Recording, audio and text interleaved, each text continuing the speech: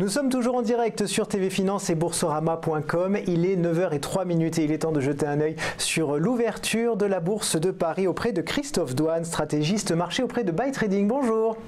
Bonjour. Alors, mon outil habituel ne s'est pas encore mis à jour, alors je compte sur vous. On ouvre à combien ce matin ?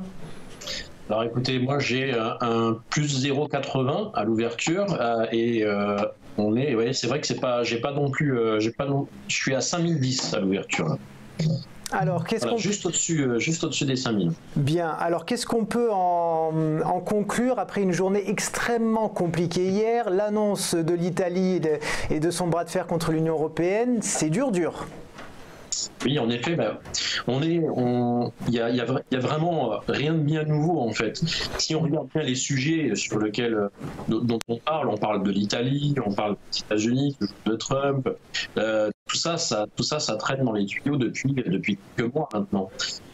Sauf que petit à petit, avec l'incertitude grandissante, le marché est devenu de plus en plus fébrile et il a suffi, j'ai envie de dire aussi, une petite news comme ça supplémentaire du côté de l'Italie et puis des résultats d'entreprise, donc de la micro, qui vient ajouter un petit peu de d'huile sur le feu pour tout de suite se trouver face à des volatilités et des comportements des opérateurs qui sont un petit peu plus violents.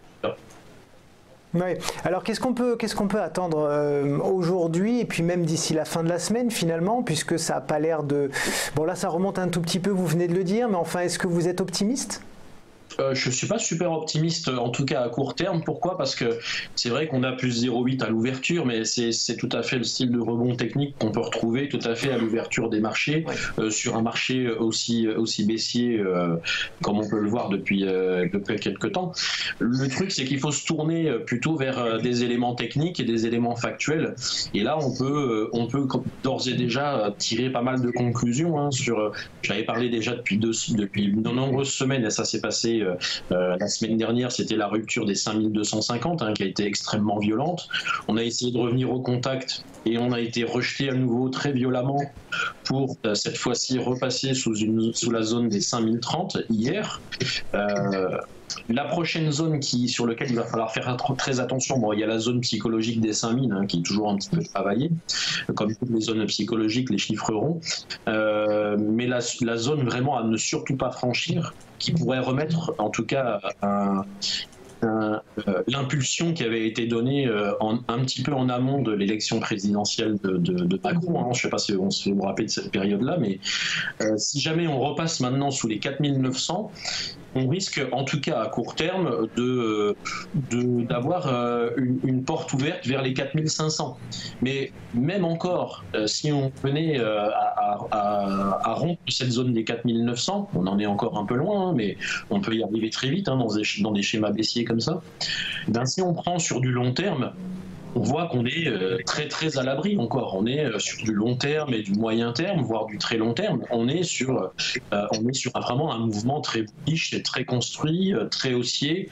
Et c'est pas cette petite panique qu'on voit depuis 2 semaines qui va remettre en cause, en tout cas pour l'instant, cette dynamique haussière à long terme.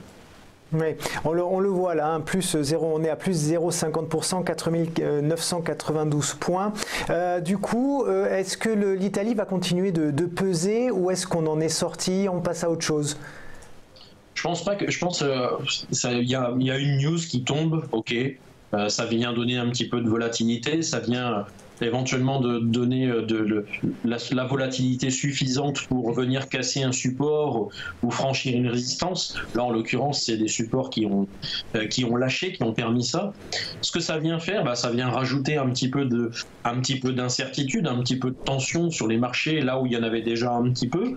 Donc automatiquement, voilà, ça vient alimenter cette aversion au risque. Il y a clairement une aversion au risque. Il suffit de se tourner vers le VIX pour s'en apercevoir et voir que le VIX, pour l'instant, il ne redescend toujours pas sous les 12-13 et qui frôle en permanence les 20-25. C'est quand même un signe de tension relativement factuel pour s'apercevoir que les marchés sont vraiment, pour l'instant, assez tendus en tout cas. Eh bien, merci beaucoup Christophe Douane pour cette analyse du matin. Je rappelle que vous êtes stratégiste marché auprès de Buy Trading.